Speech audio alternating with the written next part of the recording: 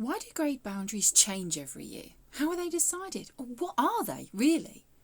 Hello, I'm Mrs. Hollinshead, and welcome to one of my 3-minute thoughts where I introduce an idea about something in GCSE English that you may not have considered before.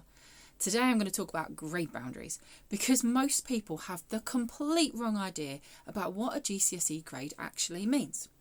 So I'm going to use an extended metaphor for this one and compare exam grading systems in the UK with how Olympic and Paralympic medals are awarded.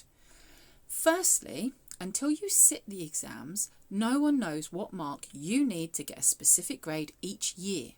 Most people think that if you hit a certain standard in your writing, then you should get a grade 7, for example.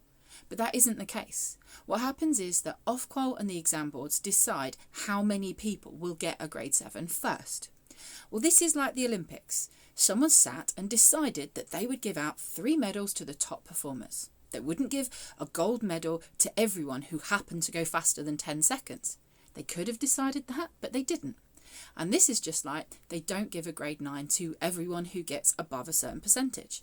They run the race, give the fastest person the gold, and they have everyone sit the exam and give the top students the grade 9. So this means that the grade boundaries change every year depending on how that exam went. So in one year you might need to get 128 marks out of 160, but the next year you might need to get 138 or even only 118. There are lots of reasons this changes. It might be that the questions that year were easier or harder, so everyone either got higher or lower marks. Well, this is like the 100-metre sprint. In 2012, Usain Bolt ran and got gold with a time of 9.63 seconds. In 2021, the winner got it with 9.8 seconds. They were slower, but they still beat everyone.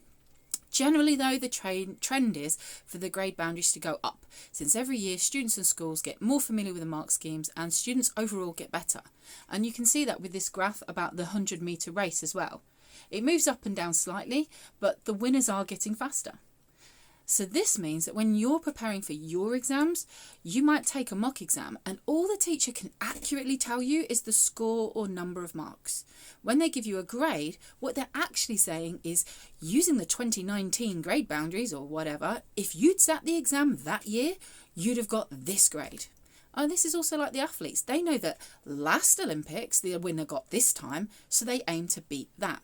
They train and train, making sure that each attempt gets better just a little at a time. Just like you with your exam practice. But they'll never know whether it's enough until they actually run the race. So, for 2022, the government have decided that they will change the number of people getting the top grades, i.e. the number of people getting a medal in an Olympic race.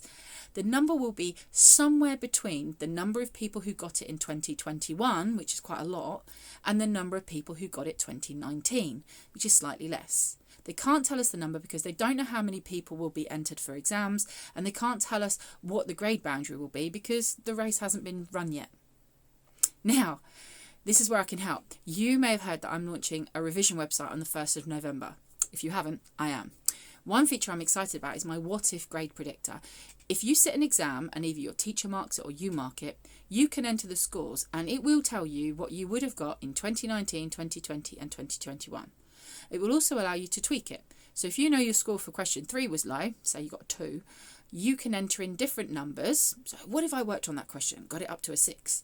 And it will tell you what that would have done to your grade. The idea is that it will help you to target your revision so that your hard work has an impact.